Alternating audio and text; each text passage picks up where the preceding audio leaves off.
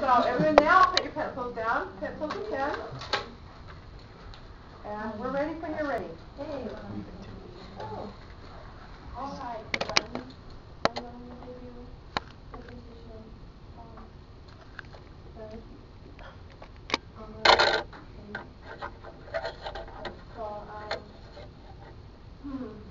frogs are amphibious, so Oh, please, stop. Have you never given a presentation before? It's really apparent that you haven't. Your verbal and visual support is terrible. We're going to give you a short presentation on how to better enhance your verbal and visual support.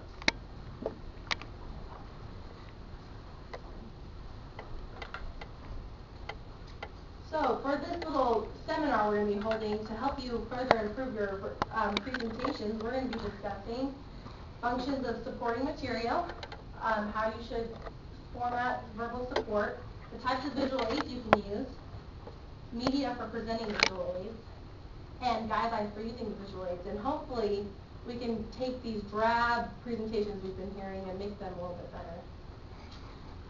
So first we're going to start with the functions of supporting material. And Kylie will be doing that. Okay, so functions of supporting material is basically backing up what you say in your presentation. And the book has 3 things you can do to back up your claims, and it's using clarity and interest and proving your points. So the first one is clarity, and I have a picture of just a boardroom that is completely confused about what their boss is trying to explain to them. And the boss should use clarity and to relate to the board members to show them that, to help them understand what he's saying. And an example of clarity that you see every day is your teachers. They are always constantly trying to clarify what they're telling you or teaching you. And they're always trying to find ways that you can understand it. And they're always using analogies to bring the new information in by using something that you already know. The second one is interest, and every presentation should start out with something to help make a presentation more interesting. Like, for example, if it's a skit, or you could pass out food because food makes everyone interested. And the third one is proof, and every presentation should have some proof to back up what they're saying. And you should always be using valuable sources in your proof. You can't just say something if you don't really know you can't say something if you don't have a credible source. And some sources are a lot more credible than others. And also you need to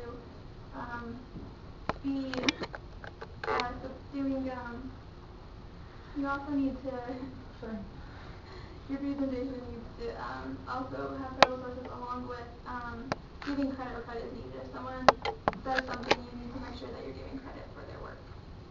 And Trevor is now going to talk about verbal support to move that in the presentation as well. Okay. Verbal support is definitions, examples, stories, statistics, comparisons, and quotations. Definitions explain the meaning of a term. Can explain unfamiliar terms and are made up of acronyms and simplifying other words, and they help when terms are used in an uncommon way. For example, if I told you that I was giving you a presentation about deoxyribonucleic acid, you would probably ask me what that means and how to spell it.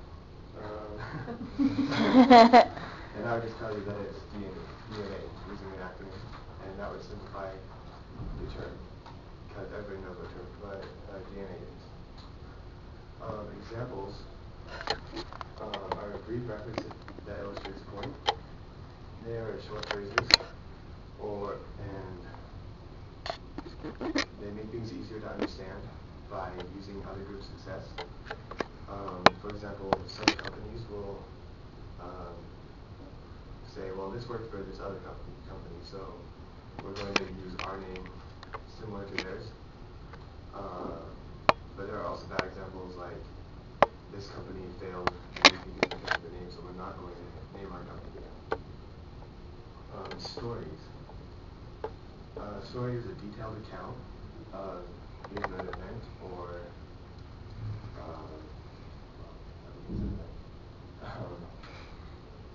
it's used to prove a point, and you need to make sure that you adapt it to your audience. For example, you wouldn't read the story of Moby Dick or Pride and Prejudice to a little first grader, and you wouldn't try to explain that story to them because they're not ready to understand it. You also need to make sure it's an appropriate length. You would not tell a story that's 6 or 7 pages long during a 10-minute presentation because you just can't read that fast and make it easy to understand. And you need to make sure that it clearly supports the thesis. You can't tell a story about, Moby Dick when you're talking about frogs. It just doesn't work. So you need to make a relevant story. Statistics are the using of a detailed figurative and literal. A figurative is just that. It's not really real. It's not the same thing, but you can use it to explain something else. And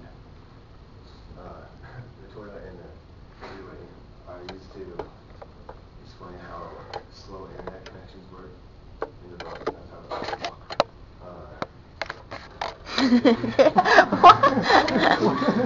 When you take in the shower and you flush the toilet, it slows down the water in the shower and vice versa. And a congested freeway slows down traffic.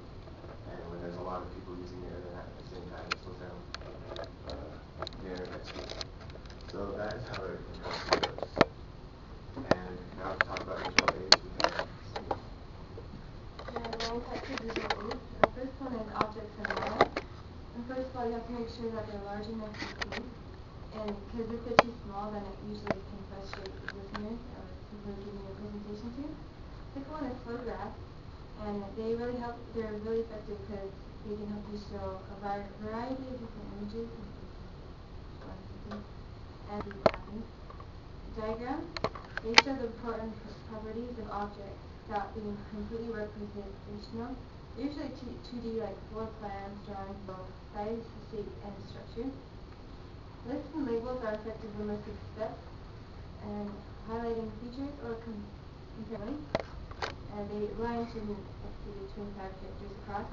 Number 4, use large text and simplifies enhanced list or tables readability, so you can make it font bigger or something. Pie charts. These show percentages of a single item, question, and can misrepresent your data. And there's 3 steps. Number 1, place the segment you want to emphasize the top center position, the circle, and organize wedges from large to small. List percentage for each segment. List the percentage for each segment. For bar and column graphs, bar charts, they compare the value of several items, and column charts reflect changes in a single item over time. And number 1, always represent time on horizontal axis. Number 2, arrange bars in sequence that benefits focus, and number 3, make sure the numerical values represented are clear. And then another one is histograms. They're usually more artistic. They show your data. Graphs, they show the relationship between 2 things, and they're basically ideal for showing trends in video, and these can hold attention better, and they can do this stuff than any other medium. Katie's going to be talking about media for visual aids. Thank you. So, like it says right there, whatever you choose it wisely, use it wisely. You don't want to, like, have this poster board for like a huge conference room. So just keep that in mind. So first, there's, the chalk and dry erase marker board. There's some benefits and some disadvantages to it. Benefits are you can, if you're communicating with the audience, they have something to say, just quickly write that down so they can see it. It's not good for planned visuals though. And also, instead of having a whole bunch of, this is what I'm showing, just writing on there, you can get Post-it notes and like stick them all over, and that way you could take them off and then like keep them for a record, and it's just, I don't know, more pleasing to the eye. So that's chalk and dry erase marker boards, flip charts, and poster boards. Like I said, in a huge conference room, probably don't want like a poster board, you don't want to easel. You're going to want to use it for maybe a smaller crowd that can see the poster board. And they're also really clumsy. Like you could easily like bump into it, knock down, and look like a fool putting it back up, you know. Sorry, you know. That's also traveling to conferences. They're really hard to put underneath your airplane seat or just transport it. Like I said, it's really kind of a clumsy, prone object. Transparencies in photographic slides. We kind of grew up with those way back in the 90s in middle or elementary. So basically, teachers, you know, they used to, you know, pull those out in a conference or any kind of presentation you're giving. You can just pull those out for each idea. It's pretty smooth. There aren't too many technical difficulties. However, you need a darker room, and so your audience won't see you very well. And one good thing though is you could draw on them as you speak, kind of the thing that's added a whiteboard or chalkboard. And but one thing now that we have stuff like this, it's kind of old-fashioned to use transparency, so just remember the keys wisely. Computer displays are kind of the same principle as the old-fashioned. Still, it's just is more appealing to our peers nowadays. It's just funner to look at, and you could easily click the button. But so those are the The book gives us several different guidelines for using visual aids, and the points are all categorized under 3 sections, and it's selection, design, and presentation. For selection, you need to have a reason to use your visual aid. Like if your visual aid doesn't summarize what you can do in words, then you shouldn't use it at all. And the next one is you need to match the sophistication of your audience. Like a bad example would be bringing in kindergarten artwork. It just doesn't match the sophistication of a high school setting. The next point is design. And you need to make sure that the visual aid is large enough for everyone to see, like Cindy said. And you want to avoid bringing in pictures or drawings of things that aren't big enough to see, and you have to describe what it is, or you pass it around because it's just a distraction for everyone. You also want to keep the design simple so it won't overwhelm your audience, and use few words, just easier for everyone to read. The next is presentation, and don't display your visual aids until you're ready for it. Otherwise, it just distracts your audience, and they'll wonder why you have a visual aid of a cow up when you haven't even gotten to that part yet, or I don't know. And you also want to remove the visual after discussing it for the same reason. And make sure the visual will work in the meeting room that you're meeting in, so you won't have any technical difficulties like with PowerPoint. You want to make sure that it will work beforehand, so if it doesn't work, you can figure out what to do other than that. And you also want to practice using your visual aids, like taking it on and off, and transitions between it. And so if you use these guidelines, your presentation will be good.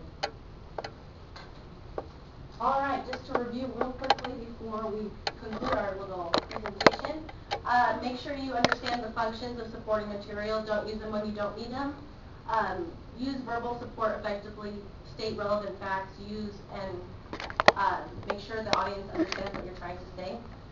You know the different types of visual aids and how to use them. Don't use, make sure they're appropriate for the setting. Use a little board. Don't use a little board for a huge board meeting. Know what media to use, whether you should use PowerPoint, photographs, and when it's appropriate for the setting. And if you follow the basic guidelines for using visual aids, you'll have a more effective presentation. And thank you for listening to us, and I hope you will take these into consideration when you're next planning a presentation.